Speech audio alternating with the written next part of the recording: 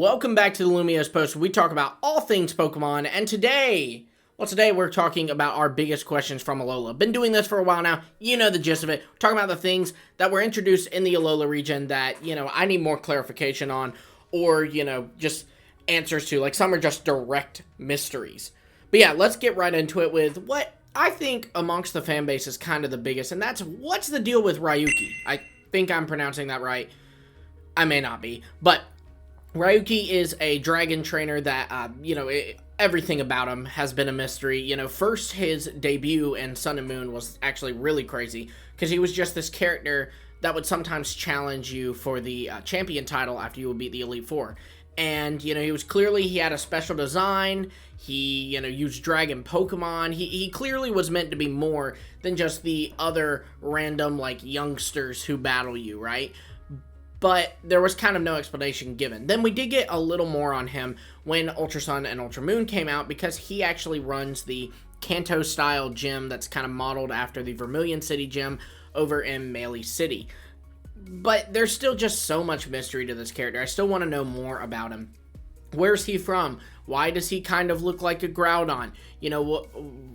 There's just a lot of questions to him. Like I said, I just want to know more. I remember a lot of people thought he would be a hint to the next gen, Gen 8, and, there's really no connection between him and Sword and Shield, at least not any obvious one, so it's still pretty much a mystery at this point. Now, next I want some backstory to some places. So first, there are these ruins over on Pony Island in between the Pony Breaker Coast and the vast Pony Canyon. I want to know, what's the deal with this? What's the deal with these ruins? I want to know the history. I want to know what life is like. I'm telling y'all, I've said this for a while now, but genuinely, Kalos is my favorite region, but if you told me I could pick anywhere in the Pokemon world to have a Legends game set, like a game set in the past and be in the Legends Arceus style, I would choose Alola a billion times. A Legends Marshadow, where you're still doing the, the island trials, and it's a very tribal vibe. You see these ruins, it would be perfect, but that's a whole nother video for another time. I want to know the history behind these ruins, and I want to know why they're just ruins now, why they are left behind.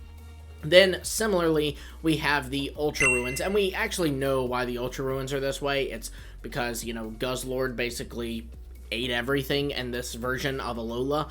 But this concept is so cool to me that, when you're visiting these other ultra space areas, you're visiting places that are, just other planets, basically. Like, they're not really parallels to our world, but these ultra ruins, they are direct parallels to our world. You're in Hau'oli City, but it's been destroyed, and I really wish they dove deeper into that. I wish that, they could have done more to, let you piece together, the history of what happened, a cutscene showing Guzzlord's first arrival, all kinds of things they could have done. I would absolutely love it. Talking about Legends Marshadow, could we set it in the world where Guzzlord destroys our home? That would be cool. Probably wouldn't do that, because, if you did that, then for one, it wouldn't be set in the past, and then also there's the fact that the game would end badly because Guzzlord destroys the home world.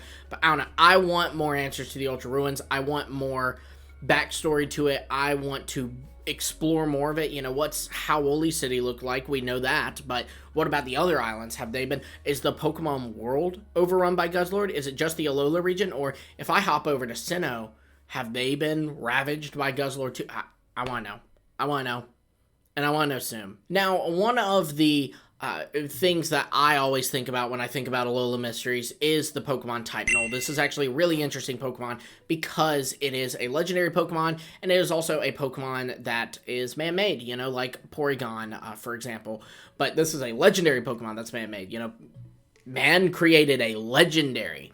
And obviously, we know a lot about the backstory. This Pokemon was kind of modeled after Arceus and was created to be an Ultra Beast killer. However, there's a really big mystery. We know that they created 3 type Null. One of them, Gladion has. It's his Silvally. One of them, Gladion gives you, after you have beaten the game, you'll encounter Gladion, and he will give you the other type Null. So there you go. There's 2 type Nulls accounted for. But what happened to the third one? Many people will instantly jump and say, you know, oh, well, that's actually the one that you're given in Sword and Shield. But that actually isn't true, because in Sword and Shield, the Ether Foundation, you know, or excuse me, it's the Macrocosmos. It's an employee that gives you type Null, and they tell you, you know, hey, this is actually a Pokemon that was created by the Ether Foundation, and we got their notes, and we basically made one of our own. So this is a 4th type Null. So there's still a question of where that third one that the Ether Foundation made is. You know, is it locked away some? I like to think that since Gladium was able to get a hold of the second one, he just has the third one for safekeeping. But, you know, honestly, it'd be kind of cool to think that Gladium wasn't able to find the third one, and so who took it? You know, obviously Faba is like my instant guess. That's who I'd point fingers at, but I don't know. It's a very cool thought, I think, to think about where that third Pokemon could be. And, you know, I'd love to one day, since they're doing these experimental games like Legends and Let's Go, I'd love to one day get a sequel to Sun and Moon, Ultra Sun and Ultra Moon, where you find out that, like, yeah, someone has taken the third type Null, and, like, that's their ace. I don't know. I think that would be really cool. Just my thoughts. But yeah, another mystery behind a legendary Pokemon is Zygarde. So Zygarde appears in the Alola region, and, you know, this is actually where it got its new forms. You know, we had seen the forms in the anime and the XYZ saga of the anime, but we had not seen them in game. They weren't available in X and Y. We do know from Sun and Moon's, like, data that there was a planned X2, Y2 game. Very likely this is where Zygarde's forms would have shown up, but they didn't. They showed up here in Alola. So obviously, out of the games, out of universe, in the real world, we know that the reason for this is because, you know, Game Freak had to include these new forms, and so yeah, they put Zygarde in the dex. But I want an in-universe explanation. Why is Zygarde here in Alola? What's going on there, you know? Did it sense the coming crisis? Because it says that Zygarde does that. And, you know, it's just weird that it seems to be more here than it was in the Kalos region, and I want an in-universe explanation for that. Then, speaking of Zygarde, we do have the kind of weird connections between it and Guzzlord. So I think it's called the Revelation Cave. I could be wrong, though. It's a cave on Pony Island connected to the Pony Meadow. There in the bottom floor, you find Zygarde there and Ultra Sun and Ultra Moon, excuse me. And you can catch it there, and it's modeled very similarly to Zygarde's chamber in the Terminus Cave.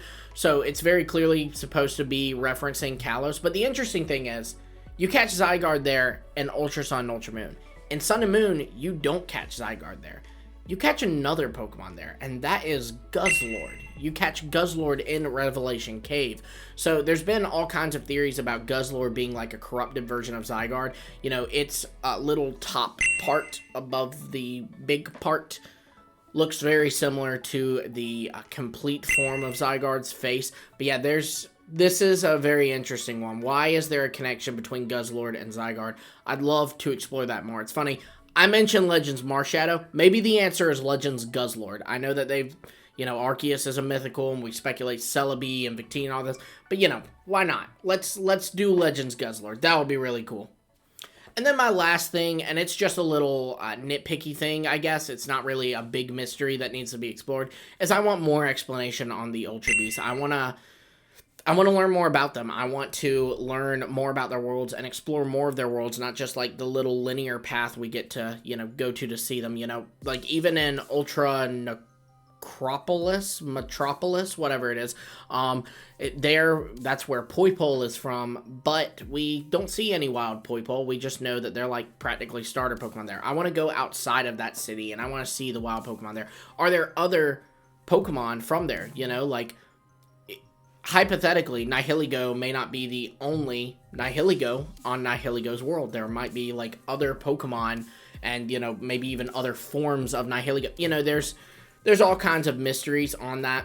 And, man, I'd take a game where we're just traveling through Ultra Space and, you know, hopping to different ruins, or different worlds, I mean, and exploring the Ultra ruins and exploring these home planets of the other ones. And I mean deeply, like exploring way further out. You know, it always interested me that Kartana's world has humans. Guzzlord's world has humans.